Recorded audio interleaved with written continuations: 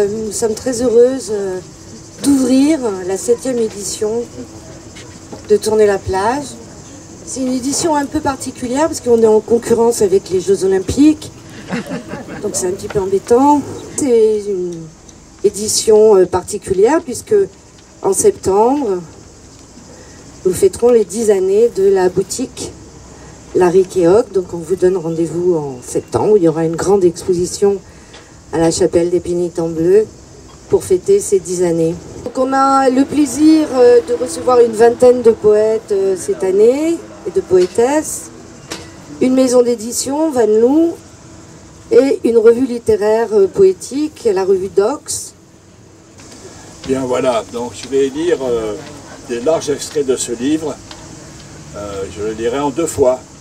Ce n'est pas un poème. Ce n'est pas un récit, c'est une confidence. Admettons que tout ça, ce ça-là, n'eût pas existé, ne fut pas là, jamais. D'ailleurs, c'est le cas. Qui se soucie de cette revue de 1962, Les Carnets de l'Octéor? Je ne dis rien, je ne fais rien. Je n'écris rien, je ne publie rien, je n'ai rien dit, je n'ai rien fait. Alors maintenant, que devrais-je révéler en 2024? Et après, suis-je plus avancé sur ce que j'ai à dire, tant au présent qu'au futur? Maintenant, ma parole isolée, ou quelquefois en si humble compagnie, ou avec cette présence amicale, est-elle de taille à combattre la parole ignoble, libérée? Plus rien ne s'ouvre, et les guerres s'épanouissent de ci de là, et les régimes autocratiques se répandent, flics et dictatures partout, les fous sanguinaires sont au pouvoir, notre parole est clandestine, nous sommes mis au secret, privés de communication avec le monde, même avec nos proches. Privés de communication avec le monde, même avec nos proches. Seule la parole immonde, la parole répugnante, bénéficie de tous les accès à l'autre, à tous les autres, aux autres même et à nous. Les flics et les dictateurs, les fous sanguinaires sont maîtres des ondes et du papier. Là se multiplient leurs porte-paroles, là aussi. Là s'animent leurs porte-plumes, là aussi. De leur bouche à leur langue chaussée de merde, ils énoncent leur brouhaha. Auditeurs et lecteurs sont attentifs. Personne ne peut apporter la moindre contradiction à cette parole infecte et meurtrière.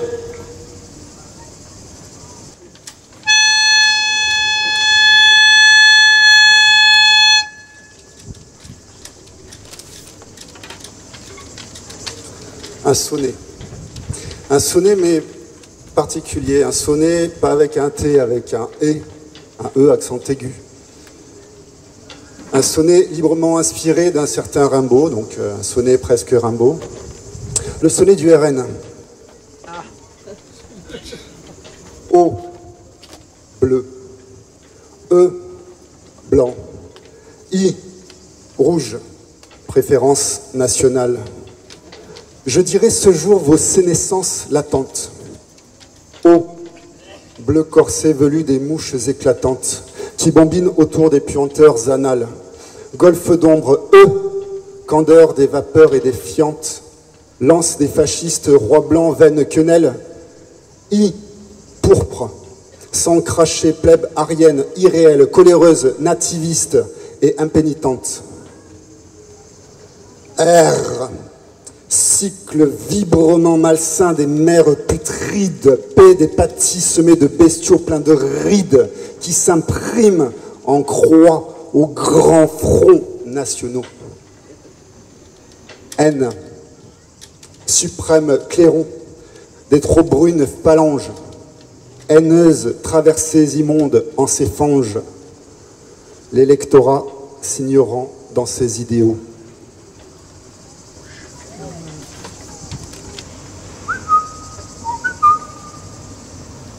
Un objet Brrrt, brrrt, brrrt.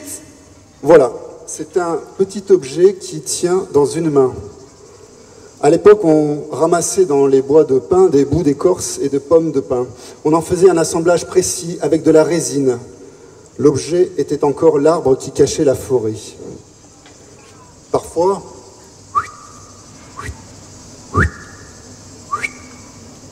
de ridicules fils de fer servaient à creuser un petit trou bien rond dans la coquille abandonnée des escargots. Des noyaux d'olive ou de cerises s'avéraient utiles, bien secs, pas crachés de la veille.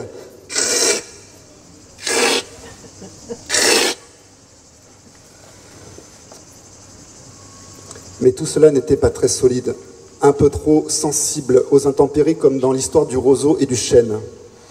Rien ne vaut des hanches bien faites, avec de beaux jambages, une hanche lovée, psst, psst, psst, bien taillée, romantique à souhait. Tu vois un peu comment on en arrive à l'instrumentalisation, au verre bien tourné, bien soufflé, bien troussé.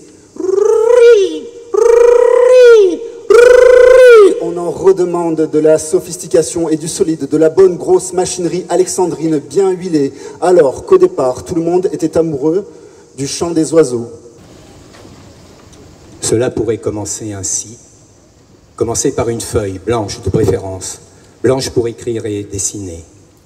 Écrire ou dessiner, c'est pareil au début. Le coin d'une table suffit. Cela paraît simple, choisir un coin de table, c'est facile. Et pourtant, lequel des 4 coins de table choisir? Duquel de ces 4 coins observer? Regardez, ici ou là, comment et où? Du coin de l'œil, assis, à gauche, debout, à droite, devant, en face, derrière, de dos, dessous, à 4 pattes, dessus, sur la pointe des pieds? Où et comment observer? Au nord, au sud, à l'est, à l'ouest, comment se situer pour dessiner, tracer quelque chose de la complexité du monde? Mes personnages ont longtemps flotté sur ou dans le papier, sans lieu défini, quelle que soit leur taille. Ils demeuraient dans un format, grand ou petit, sans lieu, sans contexte, donc sans histoire, ni paysage, ni résidence. Ils n'habitaient que leur présence, ils habitaient chez eux, à l'intérieur d'eux. Je pensais que s'ils ne flottaient plus, ils chuteraient dans la vulgarité du réel. Je compris plus tard que c'était l'inverse. L'imaginaire qui ne se confronte pas au réel reste à l'état gazeux. On se lève, la boule au ventre, avec dans l'air une odeur d'excrément, une odeur de haine qui s'élève du coin d'un bar et de là à un autre bar, une rue, une place. Ça envahit l'espace, ça se propage dans les têtes. Ça te fait 30, puis 40, puis 50, 51 peut-être. On se lève, la boule au ventre, avec le front qui s'affaisse. Ça soigne de partout, la ride se creuse. On se lève avec une boule dans le ventre. Un matin, la digue a cédé. Là, une fissure d'abord, puis une brèche, une faille, une fente de l'arrêt de l'urne à l'arrêt des fesses. On l'a pas vu venir, la vague. Elle est passée par un trou, puis par un autre trou encore, trop poreuse. La digue, trop poreux, le barrage. Elle est passée partout, par tous les trous. Par 125 trous, plutôt 143 orifices de pute, rassemblés, cravatés, costardisés, respectabilisés, à la droite de la droite, des droites de l'Assemblée. Plus droite, tu peux pas. Et puis ils ont forcé la dose de duplicité en calomnie, de carottes en salade, de sournoiserie en fourberie, d'imposture en bourrage de crâne. Ils nous ont noyés dans la menterie, ils ont étouffé nos utopies, ils ont désagrégé les petites boules de colère bien solides qu'on était. Ils nous ont dispersés, ci et là, en minuscules molécules improbables. Les petites boules de colère se sont tues.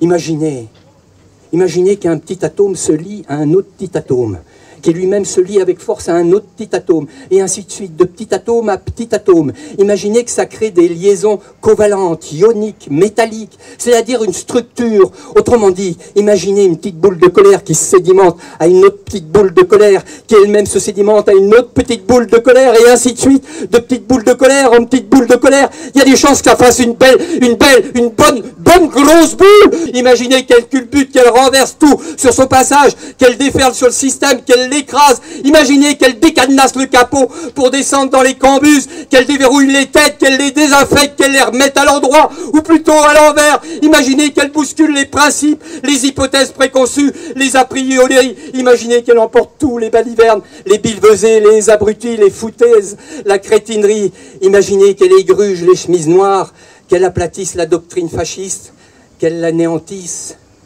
Imaginez cette grosse boule qui ouvre de l'espace respirable, qui invente des horizons, qui libère des étendues de possibles. Imaginez que toutes les petites boules de colère qui l'ont constituée s'atténuent et que la colère des petites boules disparaisse et que les petites boules deviennent sereines, des petites boules de fraternité qui se déploieraient dans l'immensité, des petites boules de sérénité fraternelle, des petites lueurs qui pourraient éclairer des lendemains. Merci. Si nous sommes ici, c'est grâce à certaines personnes et il faut que ces personnes soient remerciées. Certaines personnes, même si elles ne le demandent pas, attendent d'être remerciées. Cependant, en remerciant les personnes qui sont ici, je voudrais remercier également les personnes qui ne sont pas ici. Certaines des personnes que je voudrais remercier qui ne sont pas ici ne sont plus parmi nous. Je veux dire par là qu'elles ne sont plus vivantes.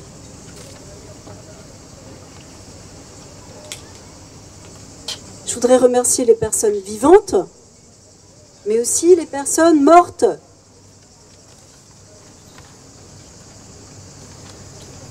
Je voudrais remercier les personnes mortes, non pas parce qu'elles sont mortes, mais parce qu'elles ont été vivantes un certain temps et qu'elles ont utilisé une partie de ce temps à faire en sorte que nous soyons ici.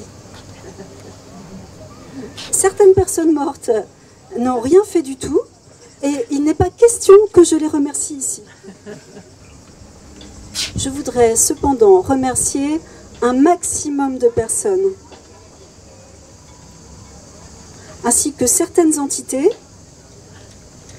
et également certains principes. Le principe de gravité nous permet d'être ici en position verticale pour la plupart d'entre nous. Je voudrais remercier les mots qui me permettent de vous remercier et tout particulièrement le mot merci. Je vais vous donner mon opinion. J'ai lu Balzac, c'est bien. J'ai lu Proust, c'est bien. Je l'ai lu plusieurs fois, c'est bien à chaque fois. Le 19e siècle, c'est super. Le 20e siècle, j'ai adoré. La photographie, le cinéma, qu'est-ce que c'était bien.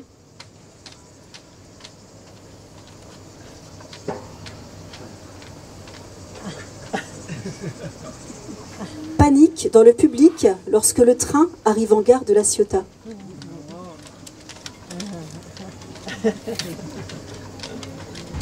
Le 21e siècle, c'est ici même. J'ai lu Antoine Mouton, c'est bien. J'ai lu Julien Blaine, c'est fantastique. On a fait un nouveau film sur le comte de Monte Cristo et c'est nul. Mon ami Christophe me l'a dit. D'autre part, le nouveau film sur le comte de Monte Cristo est génial.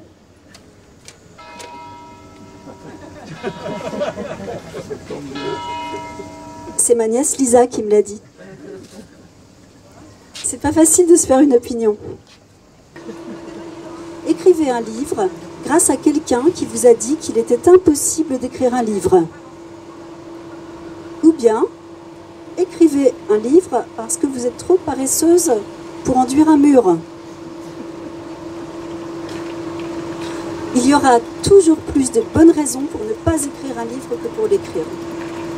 Quand vous n'avez pas le temps de le faire, c'est le moment. Quand il fait trop beau et que vous pourriez aller vous baigner, c'est le moment. Parmi toutes les mauvaises raisons qu'il existe pour se mettre à écrire un livre, n'hésitez pas, choisissez la pire.